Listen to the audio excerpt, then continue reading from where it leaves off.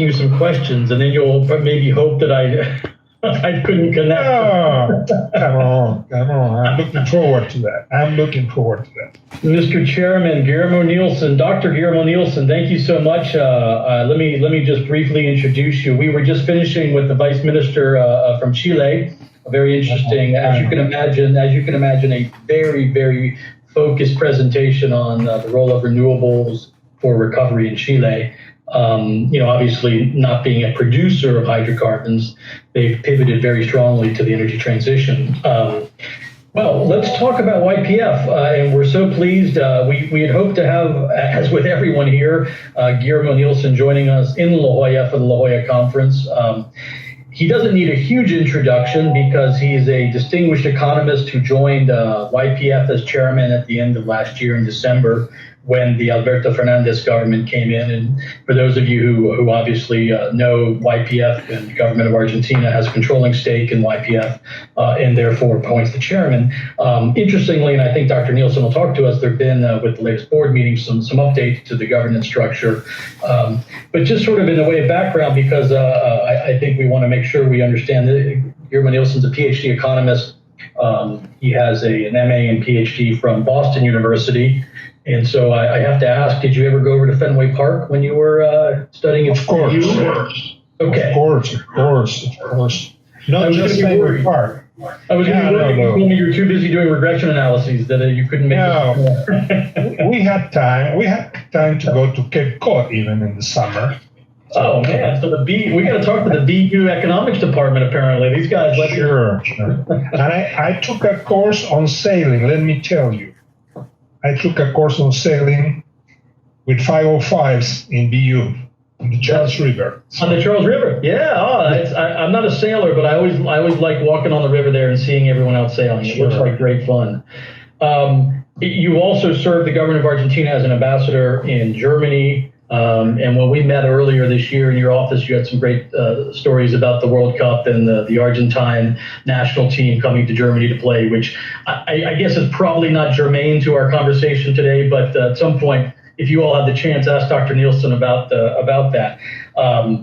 You've worked with the government of Argentina through debt restructuring, the IMF. People have your bio on the site here. I think I've made the point that you're a very, very skilled economist who's now working as chairman of YPF. So let me start and invite you. We're 2.5 days, or I should say 2 days into this conference, and we've obviously talked a lot about the role of COVID-19. We talked a lot about what companies are doing. So what I'd like you to do is, in your opening, and the first question is, as an integrated company in Argentina, as the largest operator and refiner and distributor in Argentina,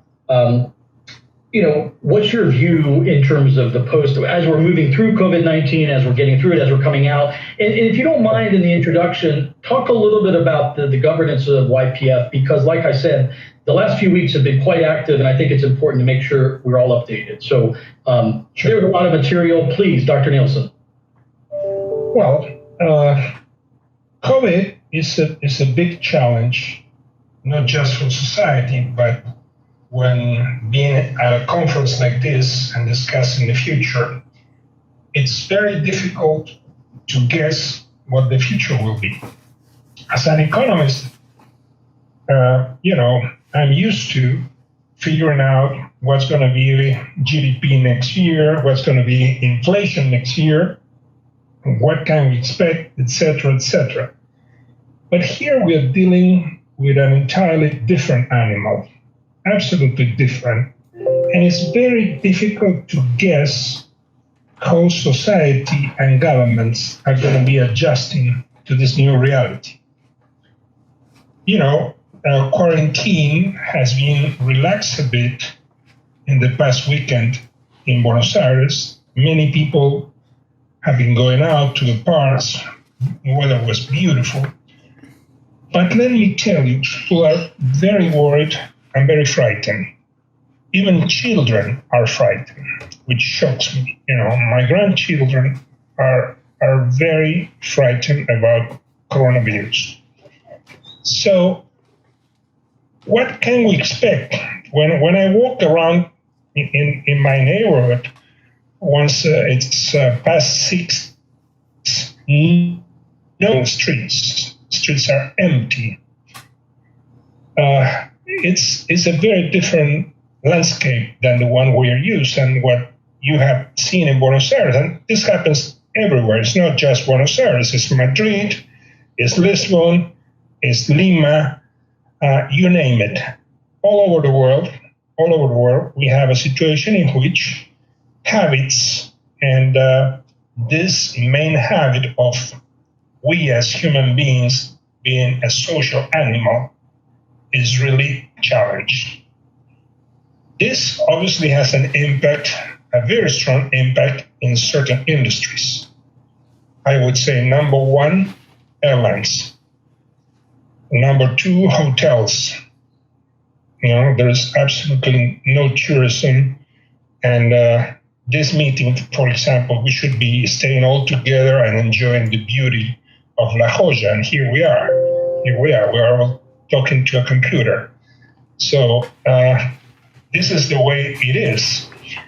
And this, how long will it last?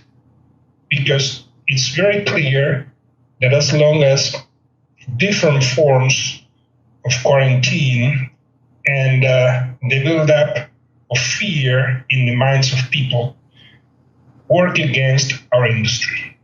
People do not consume fuels, do not consume gas.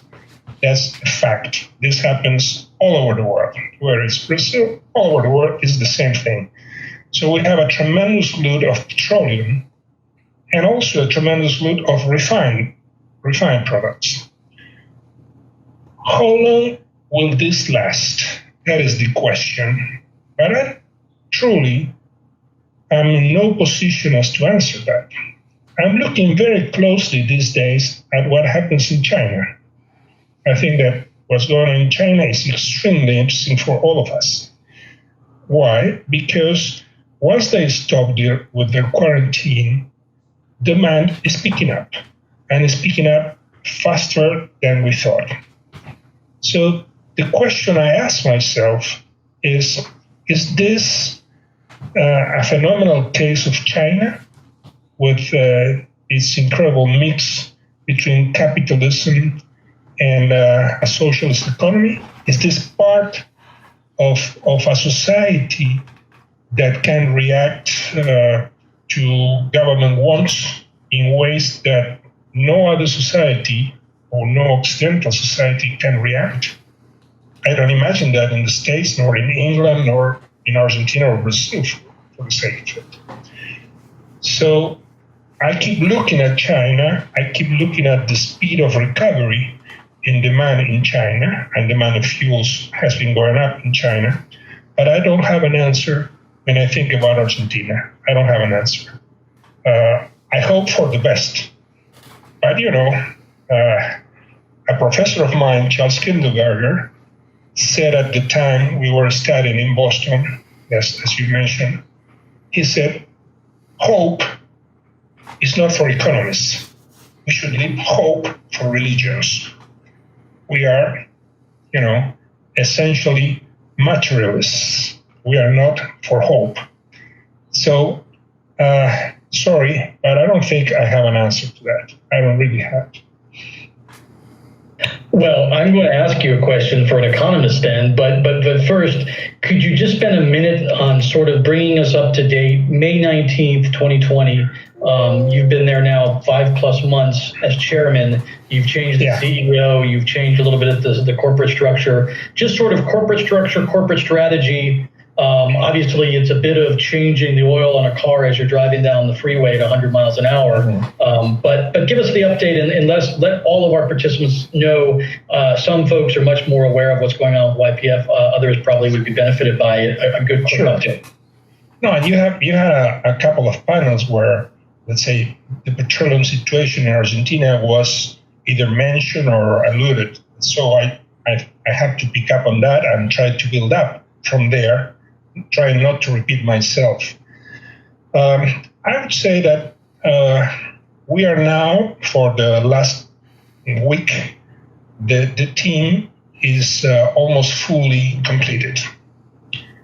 And there is a strong coincidence between the CEO that has just been appointed, Mr. Affronti, which is someone that would say is born and grew up in YPF, although he also worked for Repsol, he also worked for Vista, but he's essentially from the family of YPF, as they are all the other different vice presidents that joined in the company during last week.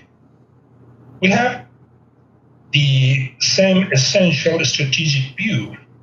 YPF should be a petroleum gas company. A petroleum gas company, I mean, renewables are fine, electricity is fine, fertilizers are fine, but our business is petroleum and gas. So we should focus there. We should focus there because the situation of the company is extremely demanding. Extremely demanding. Let me give you some figures. Not many, not to overburden anyone, but let's say how many the headcount per barrel of oil produced by YPF. What was it in 2010? 21 people were used in YPF structure to produce a barrel of oil. In 2019, we went to have 44.6 people to produce the same barrel of oil. But the situation is more critical when you look at debt. YPF, when it was privatized and in the early years of running YPF, had almost no indebtedness, or very little. There was some, but very little. But let's say, what is the ratio of debt over total production? Well, the ratio of debt over total production went from 3.4 in 2011 to 15 in the first quarter of 2020. So these are the realities that we have to deal with, and this is what we have to change. YPF cannot go on with this level of debt. It cannot go on with so many heads in the company to produce less petroleum. So, we have to really turn around the company, and this is going to be a major task. This is not a small task. This is not a small task. And we have to do this in the context of an extremely difficult country and on an extremely difficult economy, that is the Argentine economy. The government, both the government of Alberto Fernandez and the last part of the government of Mauricio Macri, they both had to fight against inflation.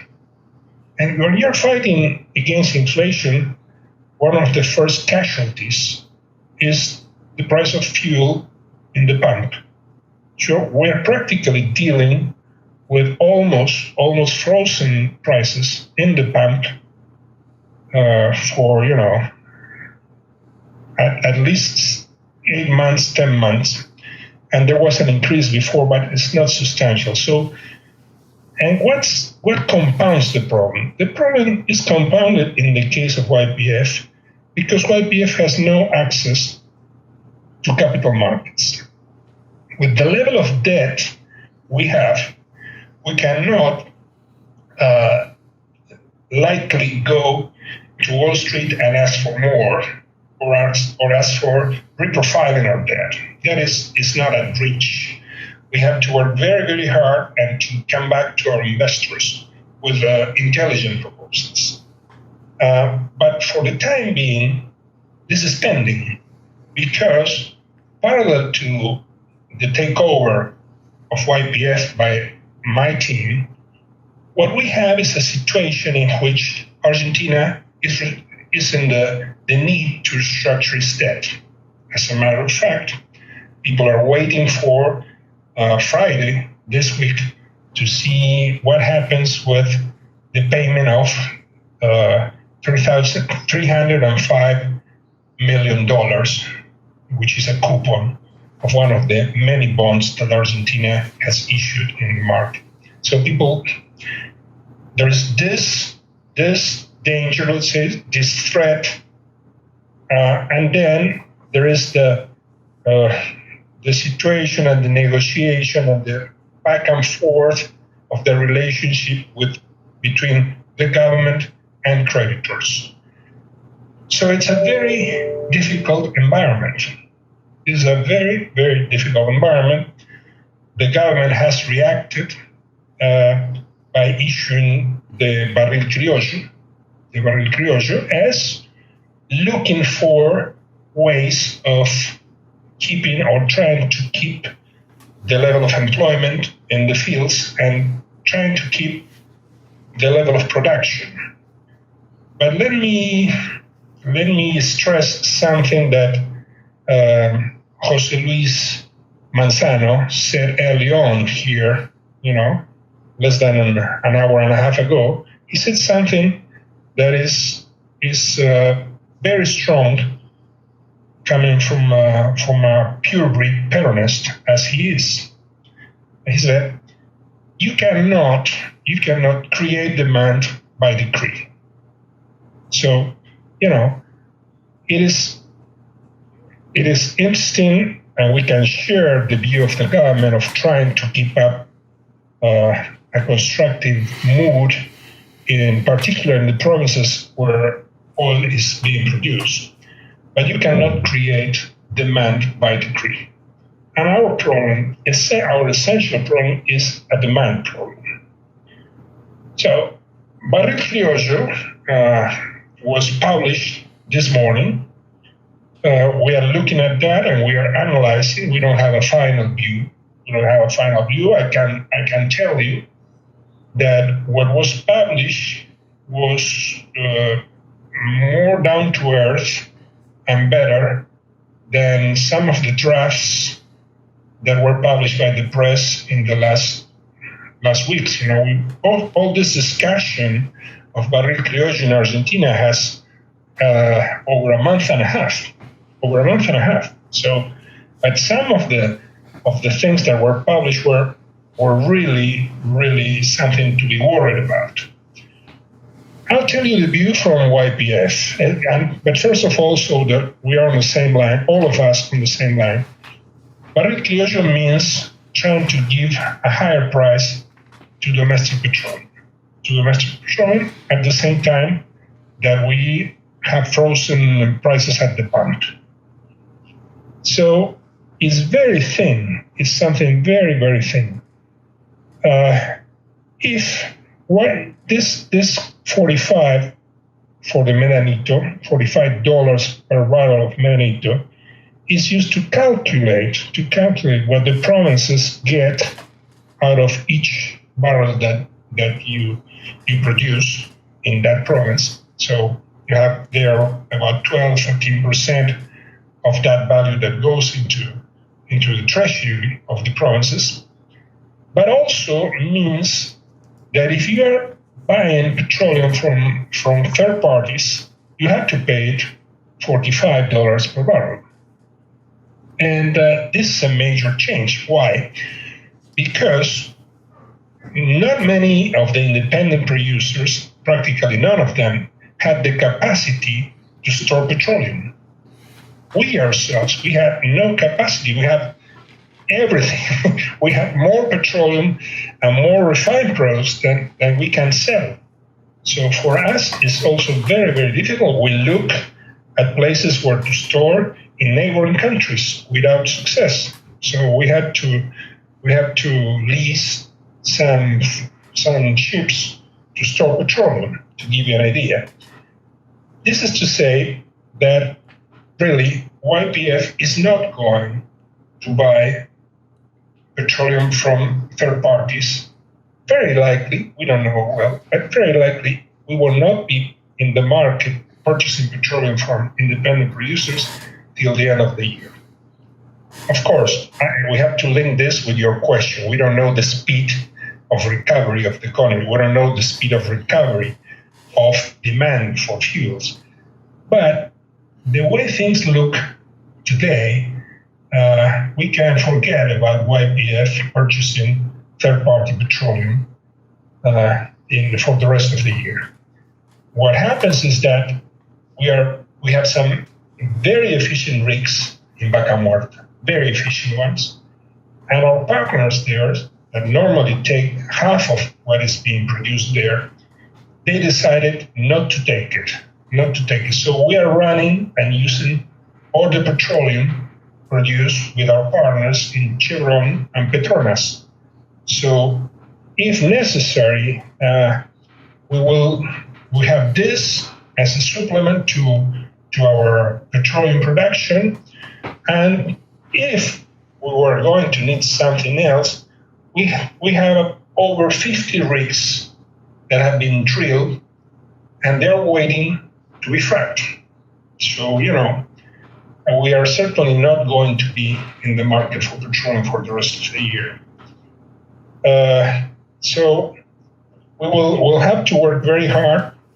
At the same time, one other issue that I would like to bring to this conversation is the fact that when you talk about barril criollo, it does not mean the same for all refineries.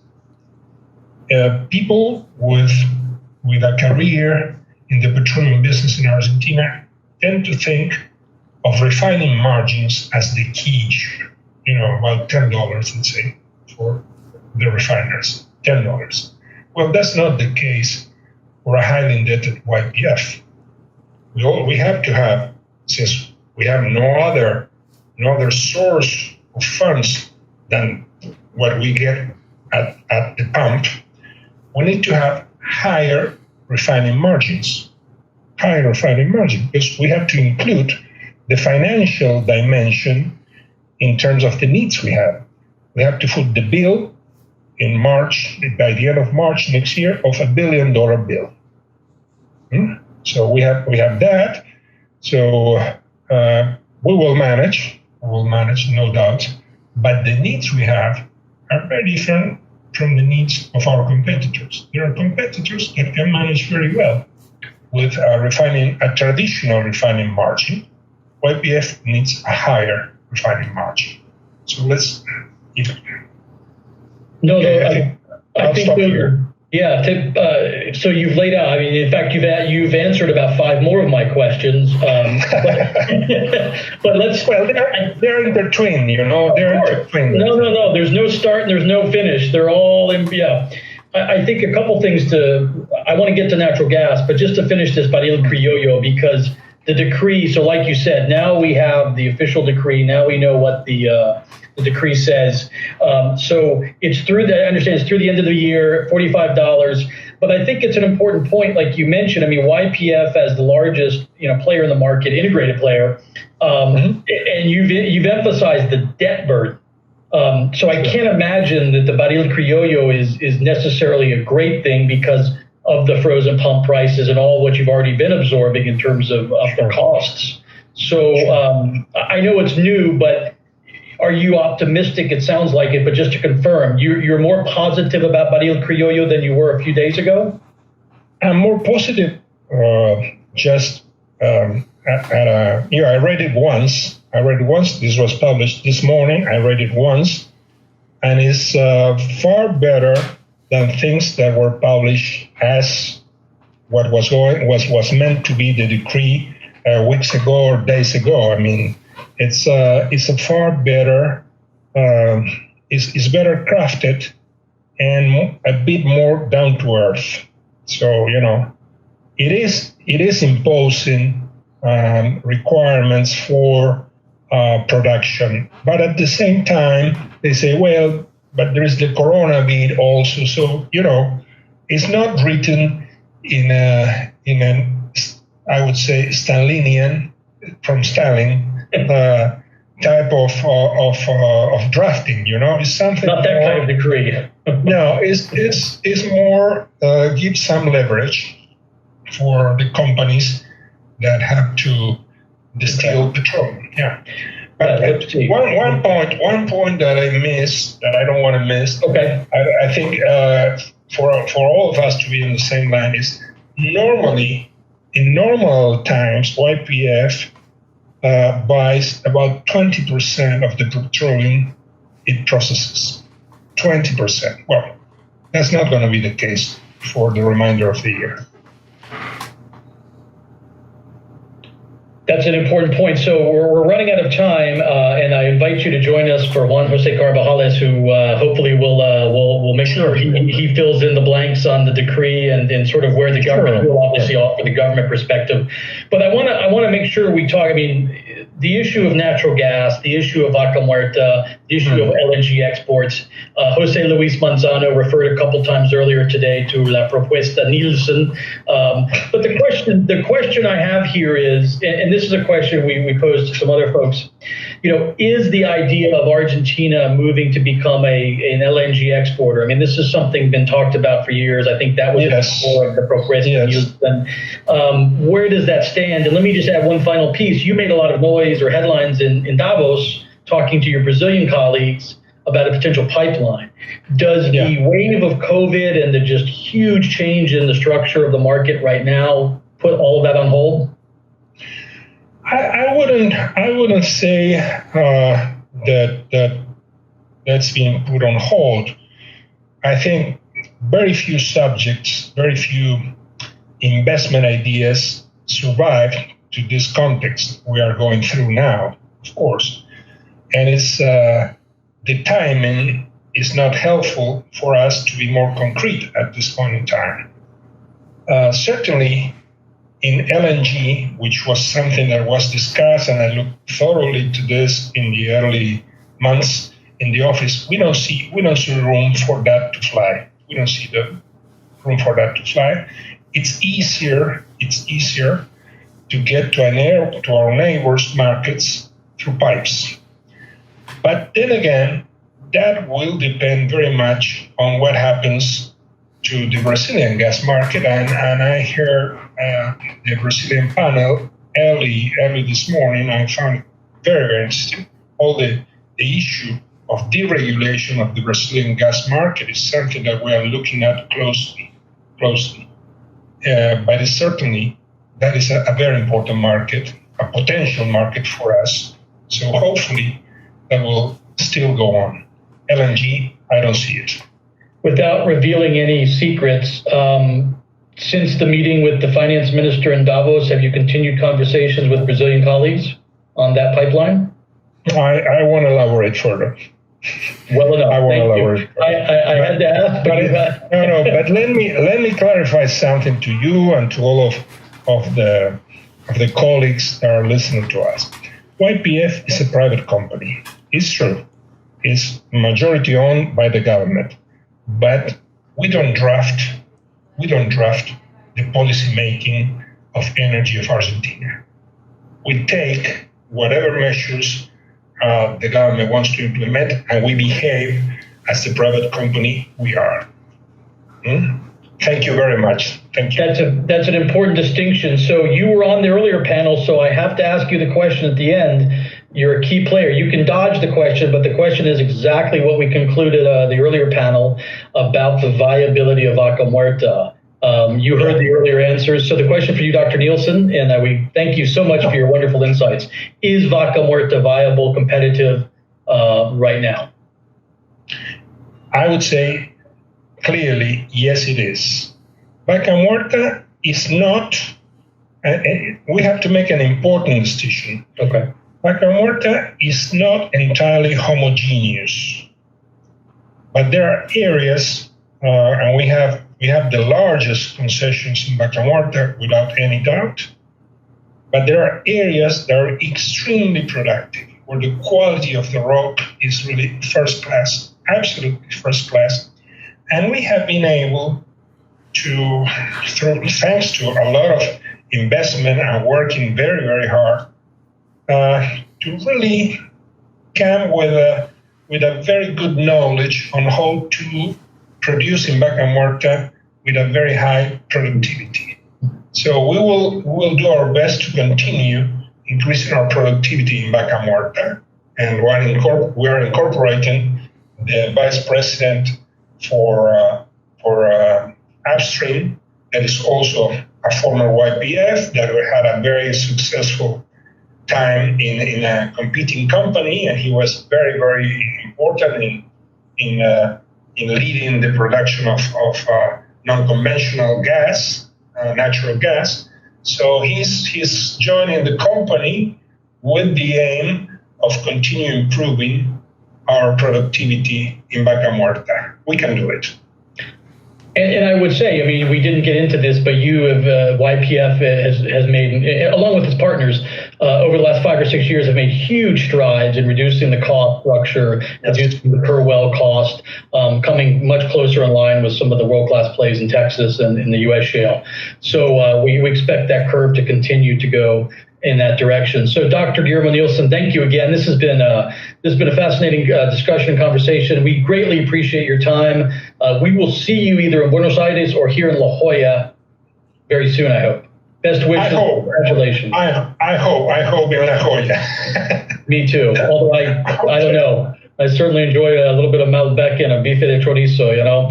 So I can bring you top Malbec. A couple of bottles of top Malbec I can bring. Okay, we have a lot of people who just heard that. You. I know you. I'm talking to you. No, I know. If I try and cash this debt, I have a lot of people who can support me. Dr. Nielsen, thank you very much. We're going to pivot over and invite. We've had the view from YPF, and now, and by the way, we invite you to join us on the other session. We will now move to the view from the government of Argentina with Deputy Secretary Juan Jose Carvajales. Thank you. We'll move over now. Thanks again. See you later. Sure. Bye-bye.